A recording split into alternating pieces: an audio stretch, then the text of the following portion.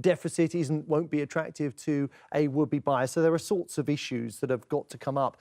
If they can't find a buyer, though, they'll go back to existing shareholders. Co-op Group is one of them, and ask them to cough up, and failing that, then the creditors of this bank will find themselves owning the bank that owes them money, which is, of course, where we were in 2013. All right, Joel, thanks very much.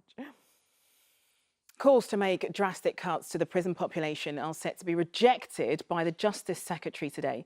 Some former ministers have suggested halving the number of prisoners, which currently stands at around 85,000. But Liz Truss will say that would be a dangerous quick fix and could put the public at risk. Our political correspondent Paul Brand is at the Centre for Social Justice in Central London for us, which is where the Justice Secretary will be speaking shortly. But Paul, what exactly are we expecting to hear from her?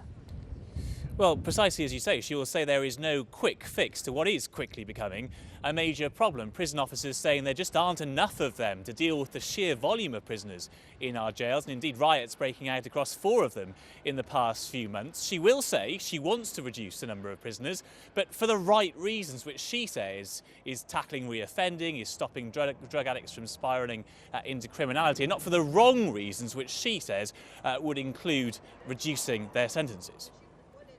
Thanks very much, Paul. Well, we have some breaking news this lunchtime. At least 4 people have been killed in an avalanche in the French ski resort of Tignes. The resort is popular with tourists at this time of year. It's thought 9 people were caught in the avalanche, which hit an off-piste slope. One survivor who was pulled from the snow is said to be in a critical condition. The UN Secretary Council will hold an urgent meeting this afternoon after a ballistic missile test in North Korea. North Korea's state news agency said a missile was successfully launched into international waters on Sunday in a test supervised by leader Kim Jong-un. And Canadian Prime Minister Justin Trudeau has flown to Washington today for his first face-to-face meeting with President Trump. The 2 leaders are expected to discuss how to help women progress in the workforce. Britain's pensioners are now better off than the average working family. That's according to new research out today.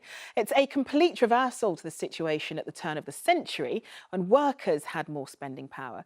But it's being put down largely to generous pension schemes and home ownership. The research found a typical pensioner household is £20 a week better off than those of working age.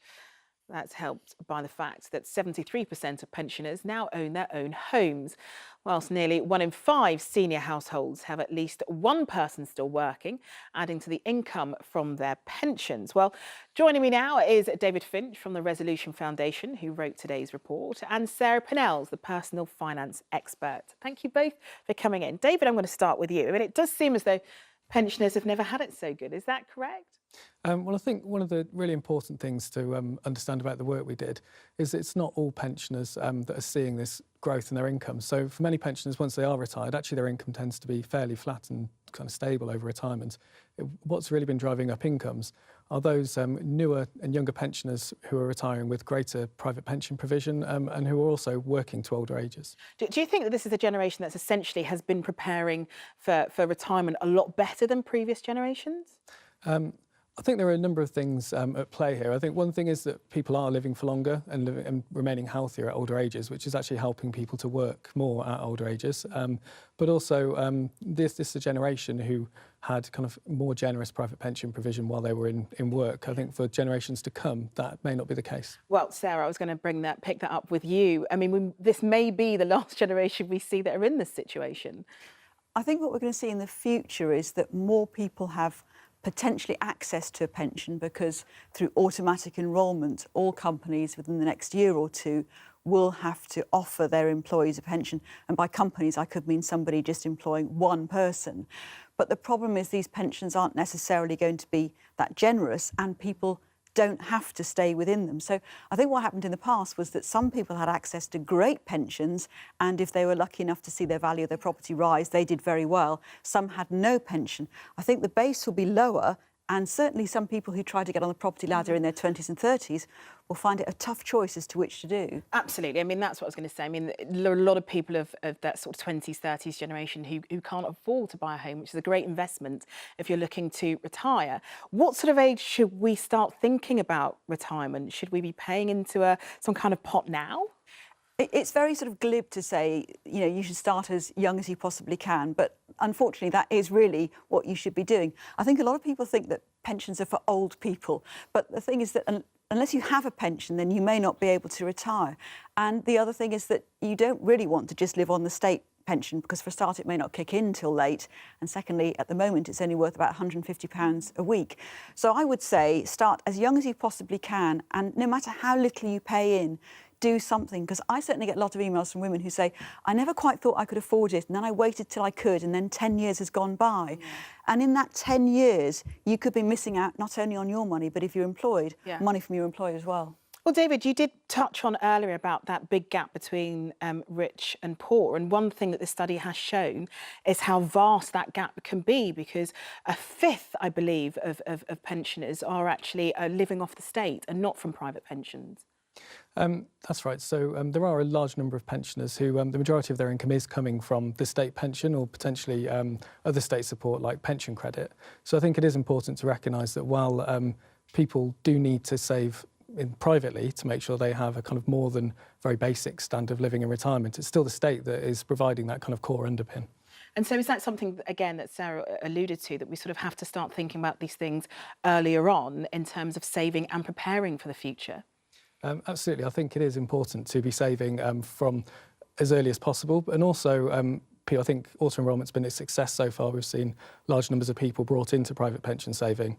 But now it's the generosity of that is going to become important, and potentially people making greater contributions. And I guess, Sarah, that the message is to not rest on your laurels and start preparing as soon as possible. Unfortunately, retirement has a habit of sneaking up on you faster than you think. So, as I said, don't ignore it, don't put it off. Whatever you can save today will help you when you retire. OK, Sarah and David, thanks very much for joining us.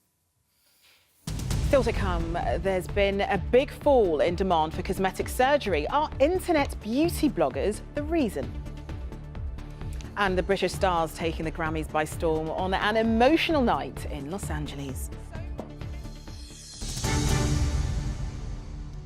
Almost 200,000 people in Northern California have been told to evacuate their homes over fears America's tallest dam could collapse.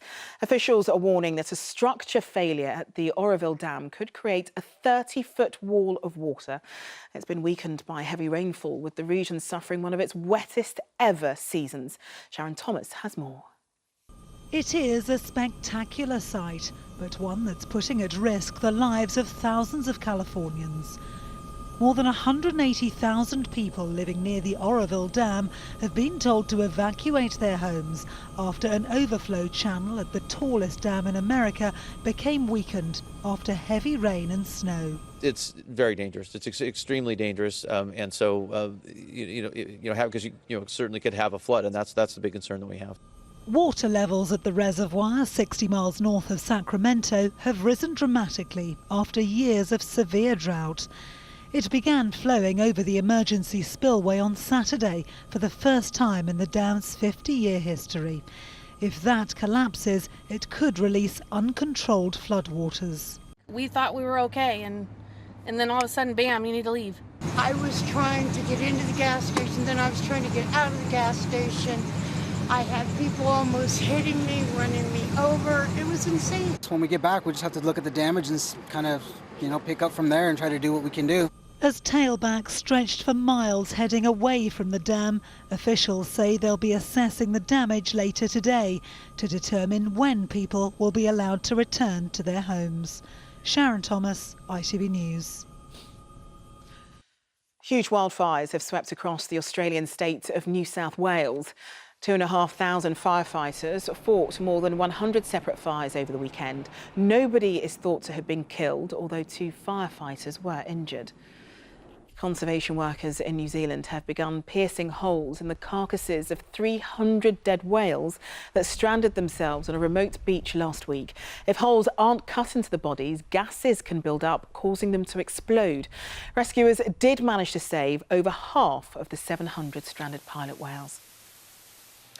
And here Joe Root has been confirmed as the next captain of the England Test cricket team after Alistair Cook stepped down last week. He becomes England's 80th Test captain. Root's first match in charge will be against South Africa at Lord's in July. Now, for the first time in a decade, the number of Britons going under the knife to change their looks is in dramatic decline. New research has revealed cosmetic surgery operations fell by nearly 40% last year for both men and women, dipping below 31,000. Breast augmentation operations were down 20%, while the number of brow lifts sunk by 71%. Well, leading British plastic surgeons carried out the study and say people are finally getting the message that cosmetic surgery is not a quick fix, but a serious commitment. Well, joining me in the studio is cosmetic surgery and anti-ageing expert Cindy Jackson. Thank you so much for coming in.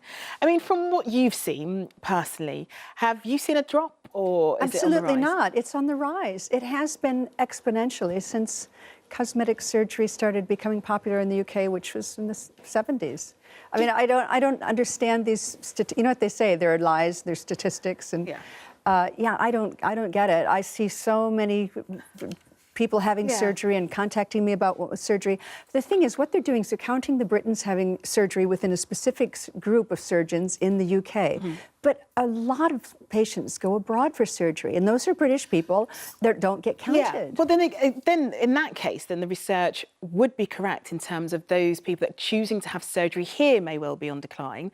But are you saying that actually a lot of people are going abroad? Is that because of costs? It's because they can. People are shopping in the global marketplace. They can get cheaper surgery, or they can choose the surgeon they want wherever he is located in the world. They don't have to stay in their own backyard anymore. And also, if you consider that a specific group of surgeons with a particular qualification are adding these up, they're not counting the other surgeons' patients who may have EU qualifications and operating in the UK. Well, and do you think that beauty bloggers and people who post on Instagram or on YouTube, for example, that they are having some kind of effects because women now can create looks for themselves that perhaps they would have had no idea how to do before? No, I think that it's making people more and more aware of the possibilities of transformation, and it encourages surgery, if anything, because we've got Photoshop, we've got so many people that are, when you see them on television or you see them in the magazines, they're changing their looks, they're having all sorts of things done, and when you go to Instagram, they don't look like the same people. Everybody's transforming, and it's just part of the human development at this point, I believe. But I guess there's a generation of young people, for example, who's sort of grown up with people who've had breast augmentations and facelifts and tummy tucks, for example. But there is a whole new generation of people that are coming in where actually that's not their focal points. They are learning how to contour, for example. They are learning how to make their noses look narrower or their cheeks look higher or their eyebrows look fuller. So perhaps that generation wouldn't necessarily be so keen to take part in having cosmetic surgery. Yes, I deal with clients like that all the time. Young girls who don't have the money for the surgery yet, but are saving up. Meanwhile, they're contouring. Meanwhile, they're doing everything they can. They're stuffing their bras. You know, they're photoshopping their waists smaller, but they plan to have surgery. I don't know if it's a good thing, because I think surgery should be for mature people who know exactly what they want, and it not to be a faddish thing and not to follow fashion, but to have a look that's going to last you for the rest of your life. Because, like animals and pets, it's not just for Christmas, you know? Not at all. Cindy, thanks so much for joining us. Thank you. A reminder of our main stories at this lunchtime. The Co-op Bank has announced it's putting itself up for sale 4 years after it almost collapsed. It said low interest rates and higher than expected costs had made it harder to satisfy regulators. Calls to make drastic cuts to the prison population are set to be rejected by the Justice Secretary today. Former ministers had called for shorter sentences to reduce numbers and improve conditions. And pensioner incomes have overtaken those of working-age households for the first time. Pensioners are, on average, £20 a week better off. And finally, the singer Adele has had a record-breaking night at this year's Grammys in America, winning 5 awards. The 28-year-old paid tribute to her idol, Beyoncé, who she beat in all of the top 3 categories for Song, Record and Album of the Year. She also performed an emotional tribute to George Michael. Sally Biddulph reports on the star-studded ceremony in Los Angeles that turned out to be a very British affair. It was a British takeover from the very start at last night's Grammys, with host James Corden making quite an entrance. An odd coincidence, I always told myself that if I ever hosted the Grammys, I would also do it in my underwear. It's quite an amazing coincidence, really. But it was another Brit who took centre stage and stayed there. Adele winning all 5 of the Grammys she was nominated for.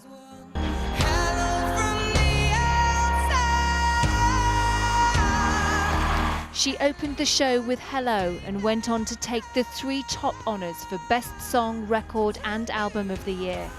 But it was for the last award that she caused the biggest stir, saying Beyoncé should have won it instead. I can't possibly accept this award, and I'm very humbled and I'm very grateful and gracious, but my artist of my life is Beyoncé, and this album for me, the Lemonade album, was just so monumental, Beyoncé. It was so monumental and so well thought out and so beautiful and soul-bearing. Earlier in the evening, more drama from Adele when the singer had to restart her musical tribute to George Michael. There's love, there's love in you. I know it's live TV, I'm sorry, I need to start again. I f***ed it up, I can't do it again like last year. I'm sorry for swearing and I'm sorry for starting again. Can we please start it again? I'm sorry, I can't mess this up for him. I miss my baby. After recovering, she was given a standing ovation. The Grammys also paid tribute to late British legend David Bowie, awarding him 3 posthumous gongs. There were further standout performances from Bruno Mars, Ed Sheeran and of course Beyoncé.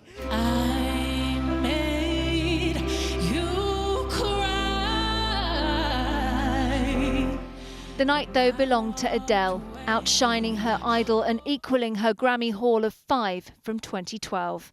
Sally Biddulph, ITV News. Oh, well done, Adele. Well, that's it from us this lunchtime. Mary Nightingale will be here with the ITV Evening News at 6:30. The news where you are follows the national weather. But from everyone here on the Lunchtime Tea, enjoy the rest of your afternoon. Goodbye.